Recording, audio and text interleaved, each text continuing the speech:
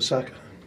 Yes, it was a good moment. I think when you have the opportunity to feel how much people appreciate and love you, it was a good moment. On top of that, we managed to play some big parts of the game really well, win the game, and adapt to again some circumstances that they weren't too positive for us. But overall, 3 points. And the way you came running to the fitness staff to sort of celebrate the work they've done for them as well. What does that say about your football club? Very good. I think these kids, they are really appreciative of everything that they do for him, and the staff as well. They sacrifice a lot of things, they put a lot of work, and it was a good moment as well, and it tells as well the person behind the player. Dominant performance by yours, till maybe the last 5 or 6 minutes. Yeah, I think the way we had to suffer the last few minutes, 1 or 2 minutes, defend that corner, the way we conceded the goal, it was really poor. But overall, again, after international break, to play the way we played, really pleased. Martinelli on the left-hand side sparkled, didn't he? Yeah, he was really good. I thought he was a real threat. He took a lot of initiative and created a lot of issues. So really good that Abi is reaching that level again. How important was it? We mightn't hear the answer to that last question there, but he seemed relatively pleased out going over. What do you make of the 90 minutes? Yeah, it was good. Obviously been away for 16 days now, so it was good to get back out there with the lads. I thought last 20 minutes we was a bit sloppy, but other than that I thought we was comfortable in the game, and it was good to come back after the break and get a win. That was the most important thing. So how good was it to have Bukayo Saka come back and to score as well? Yeah, it was special. I think you heard the crowd's reaction. It was unbelievable, and that's why he's one of the best wingers in the world, because he attacks the box and he's always in the right place, and he gets his goal like he did tonight, and it was a lovely moment for him. But yeah, that's a special moment for B, because he's worked his socks off for 3.5 months, and he's missed a lot of games, but we got him back at a good time. Yeah, on a slightly less happy note, obviously the 2 defensive injuries, a big worry with this big games coming up especially. Yeah, it's disappointing. Obviously I don't know what's happened too much, to be honest with you, but 2 of our key players injured. Look, we've got other players who are unbelievable, and we're ready to go no matter who we play against, and whoever the manager picks, we'll always be ready. But yeah, let's see what happens with them 2. But hopefully it's okay. Well done tonight. Thank you. Right at the end there. Wow, I mean, the header from Muniz, I don't know how he ended up putting that wide. They would have got it to 2-1, they would have a little bit more of a window of time. The last one, and there was just consolation. But I think Arsenal deserved it, a bit better in the second half. They were a little bit better. Odegaard started to come into it a little bit. They created some chances. Fulham will argue that they created enough chances. But in the balance of play, Arsenal did enough to win that game. Not inspiring, not a rip-roaring performance, but enough to win the game. And at this stage of the season, it's good enough. Yeah, but I spoke about before the game tonight, this was all a lead. This is all about next Tuesday for me. So tonight's performance mattered. They needed to put on a performance tonight for me to give us an indication and give the Arsenal supporters hope that we can beat this Real Madrid. Show us something tonight which gives us a little bit of inspiration, a small little bit of confidence, belief that we can turn over this Real Madrid team. I didn't see that. I've got to be honest with you. Saka, of course, coming off the pitch. Martinelli was their best attacker. But apart from that, you're struggling. If you look at that Real Madrid game, the only way you would have seen Arsenal getting anything out of that tie is your 2 centre-backs and your 2 central midfield players, and then Saka providing a moment of magic. So you got your 2 centre-back pairing, which I think is up there with the best in world football. You got 2 real good dogs in midfield that can work hard and slow down that Real Madrid team. And then you're hoping they keep it clean sheet or keep it tight, and then Saka does something. I don't think you can overstate the Gabriel injury in particular. Oh my God, Calafiori is out, obviously. They've got even some of the other reinforcements that could come in. Ben White might be out. Don't know what's going to happen with Timber. Ben White's a short term when he said it there thing. I wouldn't be surprised if you saw Ben White get moved into centre back. Centre midfield, and maybe Trossard coming in as that false 9. I think the midfield two on the front 4 pick itself. Partey, Royce, you've mentioned already. Martinelli, Saka, Odegaard, and Marino. I think that's pretty much in place. Now, before the game, we spoke about potentially place up for grabs. I think inside Arteta's mind, that's it. That's the 6 that he wants on the pitch. Unfortunately, because what's happening behind tonight defensively, he might have to rejig that ever so slightly. I think it's easier just to pop Ben White inside. Ben White played centre half at Brighton.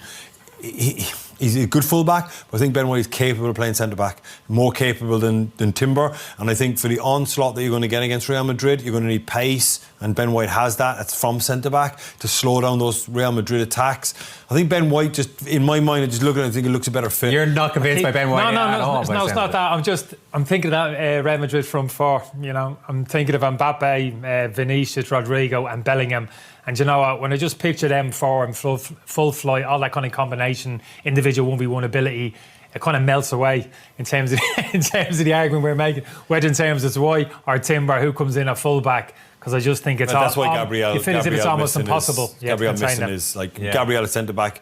You give him a fighting chance, but I think that without well, that, it could set you up. You're just going in. They fight fire with fire. You know, it's like we're going to have a shootout. I don't think that's not a fair fight. Fight fire with them. I mean, you're going to. The way Martinelli played tonight. Yeah, but you go 4-for-4 means you take it. You go on the front foot. You step in. You press them high up the pitch. To press them high effectively, you go 2v2 at the back, like Damien suggested. Gabriel and Saliba, and maybe you take that chance even against maybe Mbappe and Vinicius. But with Kiwior in there and potentially somebody else, I don't think you can do it. And you're talking about taking a step back. You're talking about a low defensive block now, potentially playing a counter-attacking game against Real Madrid. So these are the options you have. How important is it just to get a win, though, after winning against Chelsea? Because the run of results wasn't great before that, and they've got Everton coming up at the weekend. Listen, they dropped some points recently.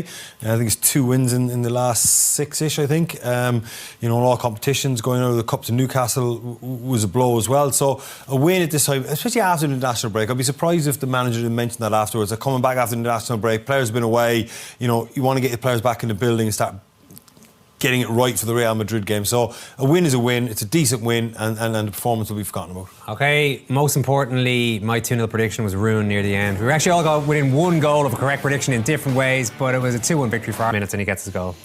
Yeah, you felt as if it was fated. The whole stadium was waiting for his appearance. He got a marvellous reception, and of course he does what he generally does when he's on the pitch. He impacted the game. Probably not one of his most memorable finishes, but I like the fact he was kind of Johnny on the spot, in the right place at the right time. Martinelli, probably Arsenal's best attacker on the even, does great here, being really positive, driving the Fulham defenders, drawing them to him. It's a half-decent cross, Marino, to that near post area. Credit to Martinelli, once he lays it off to Marino, keeps running into the box, drives at that near post area. That's what Arsenal need to do, commit more players into the box. It's a lovely bit of improvisation here from Martinelli. And Saka, as the opposite winger, should always be just arriving at that back post and gets himself a simple tap in. But it was a really good move from Arsenal overall. Yeah, he does a lot of things well, Saka, and we can see the little celebration here with the fitness coach Sam Wilson, who gets his due. Saka has that reputation around the club, and you see, if anyone saw the Amazon documentary, you can see how good he is with people and how well liked he seems to be around the place. I mean, it's not the biggest thing in the world, but it seems quite evident by how everyone in the stadium is reacting to it. Yeah, look, it's a great moment for the fitness coach Sam Wilson. It's a great recognition for him, because when you're out long term, you spend an awful lot of time with one person. You're best friends pretty much, first thing in the morning right through the last thing of the day, and you're always pushing your fitness coach, want to do more. Can I up it? Can I do one more run? Can I join in? Can I join in training? Can I do the warm up? Can I join in the rondos? He's telling you no a lot and he's of the like, time. no, hang on a minute. Yeah. So he has to try and keep the reins on you. And they say the worst of you, I think the early part of those injuries, you've probably had them as well. You're not a happy bunny, your head's down, you're an angry ant, you almost resist the kind of information that you don't make it easy for them. So yeah, it's important. I'd say they're almost like physios stroke psychiatrists, that those people. They're so important in terms of getting in between your ears and getting you straight between the ears before they actually start working on your body. I know we're saying Real Madrid won't be quaking in their boots at that Arsenal performance, but they probably won't be too happy to see we never Saka said that. back. Yeah. Well, okay. Well, you wouldn't think they would be. Yeah. I mean, Real Madrid are going to be favourites for that tie, but with Saka back, that's got to give them a puncher's chance, at least in attack. It gives Real Madrid something to think about. Yeah. So Bukayo Saka is the type of player that in the lead up to the game, he has to be accounted for. So when you're doing your team shape of defending and attacking, he is in the forefront of your thoughts. Carlo Ancelotti and his staff there, you'd always have to have a plan for him. When he gets the ball, do we get him down the line? Are we getting him inside? Do we expect the midfield player to come back? Vinicius isn't going to go back and help the left back, so we're expecting the 6 to come across. Do we expect the centre back to come out? So that's a credit to Saka, the influence he has in world football now. So Real Madrid have to account for that. They will. I just don't know if Saka on his own will be enough. It's the only area I think you'd argue is maybe a slight potential weakness in that Madrid team at left back. Maybe Garcia or Mendy. Don't know who's going to play. Whoever does, yeah, they'll have their hands full, and it will be interesting. I think Ancelotti's smart, and he understands that. So I think it wouldn't surprise him if he has a solution. It might be Bellingham over that side of the pitch rather than Vinicius, who he knows is going to track back and double up in those situations, because he'll know he puts Saka out of the game, they're as good as through. We can get some reaction now from one of Saka's teammates, Declan Rice. He got the assist and he was really a thorn in Fulham's side all night, didn't he? Yeah, it's one of the best games I've seen him have for a long time for Arsenal, if I'm being honest. He's involved in a lot of chances. Talented player, kind of burst on the scene. I always feel he's spent too long out of games. Tonight was one of those nights where he was just the main man. Everything came down his side. When you're playing against a low block, flat back five, you need to open up defences. And one way of doing it is getting a wide to him in 1v1 situations. And he tortured Castagna, really, really did. But not just him, they created chances from set plays, as they always will, Arsenal. Wide free kicks, corners, they do pose a huge threat. But with Saka out of the team, it was important for someone like Martinelli to take the reins and be the forefront of Arsenal. We got Marino there as well. Got himself another goal tonight. He's actually got a pretty good goal scoring record since he went up front.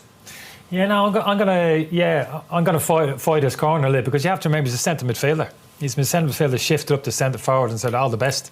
You got to do a job for us up there. It's not easy. Totally different position. Back to goal, facing back down the play. Don't think he's helped at times. Spoke about Odegaard this evening, detaching himself too much from the centre forward, not really helping him out. But I still think if you get good enough delivery into the box, occasionally will chip in. And he's not the medium to long term solution. We know that. But I give him a bit of credit. His chin's up. He's trying to do the right things, trying to get into the right areas. And like you've suggested, he's chipped in with a few important goals. Were there a few cracks appearing in the Arsenal defence even before the late consolation goal? Someone had a few chances. Yeah, kind of ties into my theory about Ben White going in at centre back. If you look at a lot of these chances, Kiwior, just not sure about him. This is a great move away here for them. Raul Jimenez has a nice shot. Listen, it's a good save, but again, it's tidied up, but it's more the crosses coming in the box, some of his positioning. Obviously, you got this one here where he gets in a good position, takes a touch, and Adama Traore takes it off him. I just get an uneasy feeling when he's on the pitch. They're nowhere near as solid. That much is obvious. And we're obviously expecting when there's a change at centre-back, it won't look the same, but I'm not sure this guy has what it takes, and certainly not against Real Madrid. Obviously the breakaway here, this is the miss from Muniz. I can't believe he's missed this. But again, if you look at Kiwior's position, he's only got one player to mark. All you've got to do is stay with him. And he drops onto the line for some reason. I have no idea why any centre back. He's pointing at the straight. Somebody else needs to take the striker.